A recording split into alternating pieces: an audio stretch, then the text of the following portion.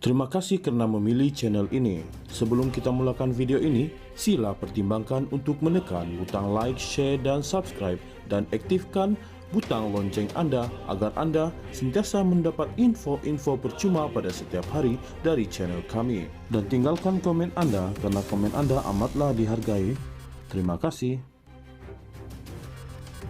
Bekas Menteri di Jabatan Perdana Menteri P. Wathiamurthy memfailkan saman pemula terhadap Perdana Menteri Anwar Ibrahim dengan mendakwa pelantikan Anwar sebagai ahli parlimen dan Perdana Menteri melanggar berperlembagaan.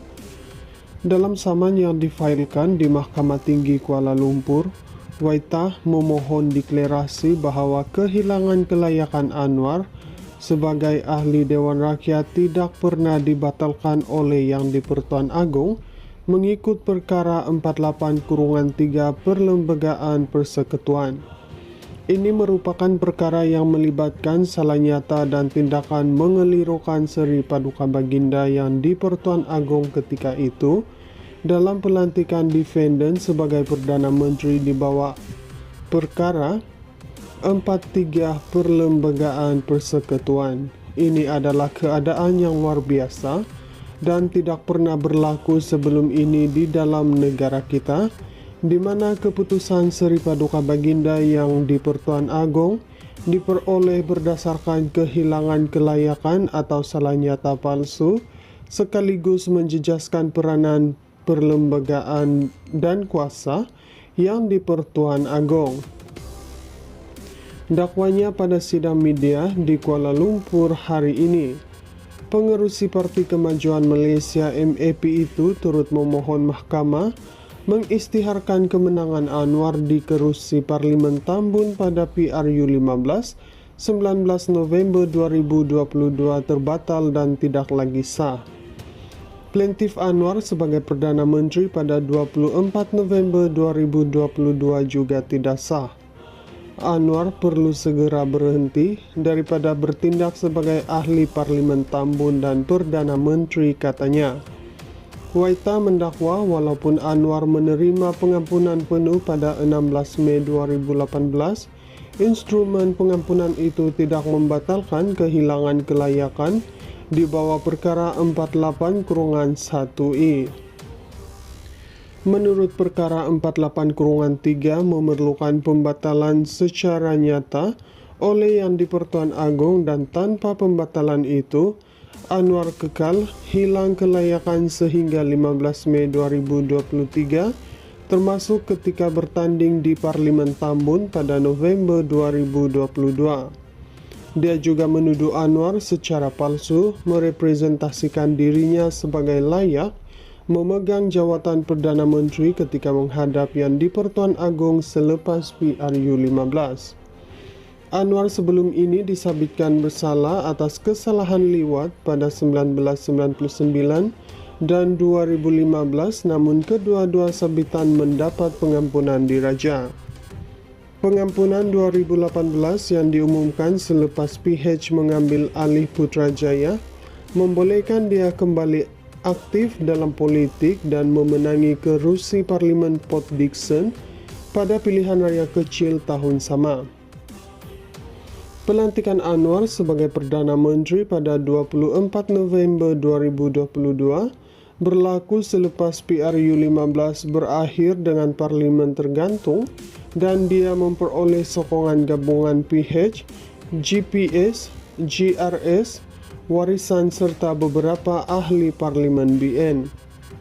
Diminta mengulas mengapa isu ini dibangkitkan selepas 2 tahun setengah pentadbiran Anwar, Waitah berkata ia susulan kemarahan rakyat terhadap kepimpinan Perdana Menteri itu. Kita lihat ramai rakyat Malaysia yang tidak puas hati dengan Perdana Menteri, dan bila saya tengok keluhan rakyat, saya pun baca-baca sikit tentang dia. Rakyat marah sebab kos sara hidup meningkat, segala janji yang dibuat tidak tepati dan sebagainya. Dan bila saya baca, saya ternampak dengan perintah pengampunan ini. Bila saya tengok, ia dengan jelas menyatakan selaras dengan perkara 42 Perlembagaan Persekutuan ada sesuatu yang tak kena. Saya semak balik dan dapati perkara 48-1I dan juga 48-3 menyatakan satu yang lain katanya.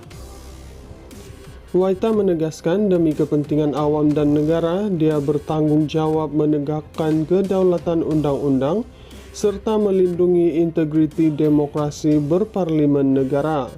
Sebelum ini, semasa saya jadi menteri, saya telah mengangkat sumpah untuk pertahankan perlembagaan persekutuan. Bekas Menteri di Jabatan Perdana Menteri P. Wathiamurthy memfailkan saman pemula terhadap Perdana Menteri Anwar Ibrahim dengan mendakwa pelantikan Anwar sebagai ahli parlimen dan Perdana Menteri melanggar berperlembagaan. Dalam saman yang difailkan di Mahkamah Tinggi Kuala Lumpur, Waitah memohon deklarasi bahwa kehilangan kelayakan Anwar sebagai ahli Dewan Rakyat tidak pernah dibatalkan oleh Yang di-Pertuan Agong mengikut perkara 48-3 Perlembagaan Persekutuan.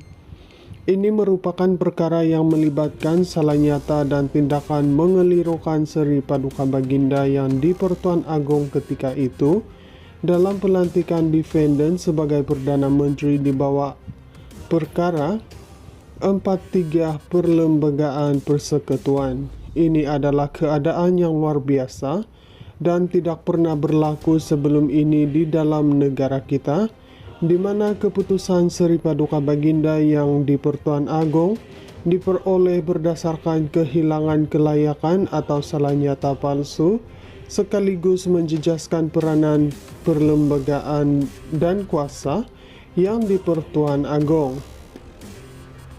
Dakwanya pada sidang media di Kuala Lumpur hari ini, pengerusi Parti Kemajuan Malaysia MAP itu turut memohon mahkamah mengisytiharkan kemenangan Anwar di kerusi Parlimen Tambun pada PRU 15 19 November 2022 terbatal dan tidak lagi sah. Plaintiff Anwar sebagai Perdana Menteri pada 24 November 2022 juga tidak sah. Anwar perlu segera berhenti daripada bertindak sebagai ahli Parlimen Tambun dan Perdana Menteri, katanya. Waitah mendakwa walaupun Anwar menerima pengampunan penuh pada 16 Mei 2018, instrumen pengampunan itu tidak membatalkan kehilangan kelayakan di bawah perkara 48-1I.